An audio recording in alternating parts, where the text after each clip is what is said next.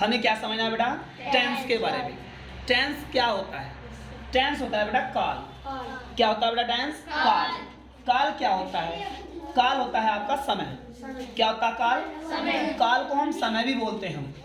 काल को क्या बोलते हैं बेटा? समय। जो समय होते हैं काल यानी के वे हमारे 3 टाइप के होते हैं। कितने टाइप के होते हैं बेटा? 3 टाइप के।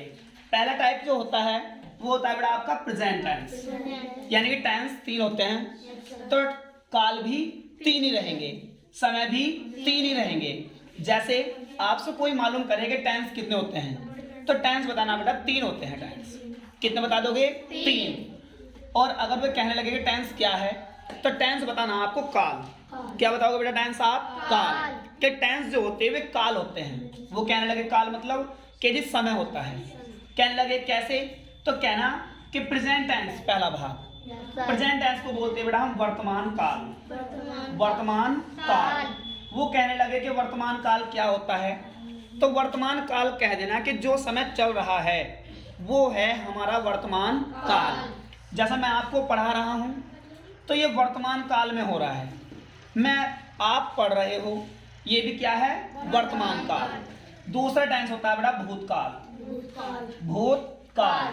देखो लगे नहीं लगे? पीछे काल लगा हुआ है देखो। तो बताया नहीं काल कितने होते हैं? 3 है ना। तो present tense, past tense. Past tense क्या होता है बेटा? भूतकाल। भूतकाल वो समय होता है जो समय बीत गया।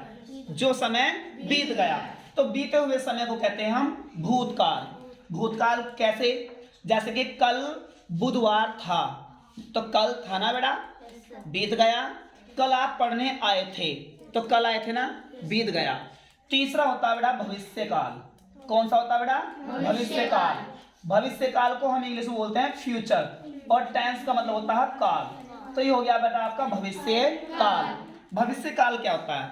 भविष्य काल होता है जो समय हमारा आने वाला है। जो समय आने वाला है। आने वाला मतलब कैसे? जैसे कि कल शुक्रवार होगा या कल बृहस्पतिवार होगा तो कल ही तो होगा। कल ही तो होगा यानी कि आने वाला है। जैसे आप कल पढ़ने आओगे, आप कल पढ़ने आओगे तो कल ही तो आओगे बेटा। तो ये हो गया आपका भविष्य काल यानी कि आने वाला समय, है ना। अब माना कि आप प्रेजेंट टेंस को लो, किसे लेना बेटा आपको शुरू में? प्रेजेंट टेंस को। तो पहले तो इस बात को ध्यान में रखना है, अगर कोई आपसे बात करने लगे कि बेटा टेंस क्या है तो टेंस बताना आपको काल। क्या बताना बेटा? टेंस। सेंटेंस होते हैं वाक्य। कभी तुम टेंस को वाक्य बता दो, टेंस वाक्य नहीं होते, ठीक है। टेंस वाक्य नहीं होते। टेंस होता है बेटा समय यानी कि काल। सेंटेंस होता है वाक्य। क्या होता है वाक्य? सेंटेंस। अगर कोई सेंटेंस को कहने लगे तो सेंटेंस को बताना आपको वाक्य। ध्यान रखोगे? ये मैं बताता हूं आपको अभी टेंस क्या है। अब सुनो, टेंस 3 होते हैं, बता दिया मैंने आपको। ये अच्छे तरीके से ध्यान रखना है। टेंस 3 होते हैं, बार बार बता रहा हूं, ध्यान रखना है। समझ लो, जो टेंस पहला है प्रेजेंट टेंस। कौन सा टेंस है बेटा? पहले प्रेजेंट टेंस। तो प्रेजेंट टेंस के 4 भाग बनते हैं। कितने भाग बनते हैं बेटा? 4 भाग। पास्ट टेंस है, पास्ट टेंस के बेटा 4 भाग बनेंगे। पास्ट टेंस के भी कितने भाग बनेंगे? 4। और फ्यूचर के भी कितने बनेंगे? 4। तो प्रेजेंट टेंस के भी 4, पास्ट के भी 4 और फ्यूचर के भी 4। तो 4 ये 8 और 4 ये कितने हो गए? 12। तो यानी कि 12 भाग में को आपके ग्रामर के वाक्य निकलेंगे, है ना। तो प्रेजेंट टेंस के 4 भाग। पहला भाग कौन सा है वो समझें आप। पहला भाग होता है बेटा इंडेफिनिट, INDEFINITE। पहला भाग कौन सा हो गया बेटा आपका? इंडेफिनिट। कौन सा भाग हो गया? बेटा दूसरा भाग होता है आपका कॉन्टिन्यूअस। क्या होता है बेटा दूसरा भाग आपका? कॉन्टिन्यूअस। CONTINUOUS, continuous. जो तीसरा भाग होता है बेटा आपका, कौन सा भाग? तीसरा। तीसरा भाग जो होता है वो होता है बेटा आपका परफेक्ट। कौन सा होगा? परफेक्ट। और जो चौथा भाग होता है बेटा आपका, चौथा भाग होता है बेटा आपका परफेक्ट कॉन्टिन्यूअस। Perfect continuous. ध्यान रखोगे? ये बन गए 4 भाग, है ना। ये किसके भाग है बेटा? प्रेजेंट के या पास्ट के? प्रेजेंट के। तो इनके आगे हम प्रेजेंट जोड़ देंगे। क्या जोड़ देंगे? ये हो गया प्रेजेंट, इंडेफिनिट। कौन सा हो गया ये? और ये कौन सा हो गया? Present continuous. इसका डैश का मतलब यानी कि ऊपर जो है वही नीचे है, यानी कि दूसरा भाग कौन सा हो गया? Present continuous. तीसरा कौन सा बन गया? Present perfect. चौथा कौन सा बन गया? Present perfect continuous. सेम हम इसके यही लेंगे, सेम हम यही लेंगे पास्ट के। देखो पहला भाग यही तार दूंगा, मैं नकल कर रहा हूं इंडेफिनिट, इसका भी इंडेफिनिट ही है, INDEFINITE इंडेफिनिट। दूसरा भाग इसका भी यही रहेगा कॉन्टिन्यूअस, CONTINUOUS कॉन्टिन्यूअस। तीसरा भाग इसका भी यही रहेगा बेटा परफेक्ट, PERFECT परफेक्ट, है ना। और चौथा भाग इसका बेटा यही रहेगा परफेक्ट कॉन्टिन्यूअस, परफेक्ट कॉन्टिन्यूअस। अब समझो ध्यान से, ये प्रेजेंट के थे तो इनका क्या जोड़ा बेटा हमने? प्रेजेंट। और ये क्या के हैं? तो इनका क्या जोड़ देंगे? पास्ट। तो क्या बन गया बेटा? पहला, दूसरा, तीसरा और चौथा पास्ट परफेक्ट कॉन्टिन्यूअस। अब देखो सेम ही है ना ये भी, बस इनके हमने शुरू के चेंज कर दिए। प्रेजेंट के जगह क्या लगा दिया? पास्ट। प्रेजेंट के जगह क्या लगा दिया हमने? पास्ट। अब आता है फ्यूचर। फ्यूचर के भी यही रखेंगे हम। पहला इंडेफिनिट रखेंगे, INDEFINITE इंडेफिनिट। दूसरा कौन सा रखेंगे बेटा? Continuous, CONTINUOUS। तीसरा कौन सा रखेंगे? बोलो, परफेक्ट। और चौथा कौन सा रखेंगे बेटा? Perfect continuous.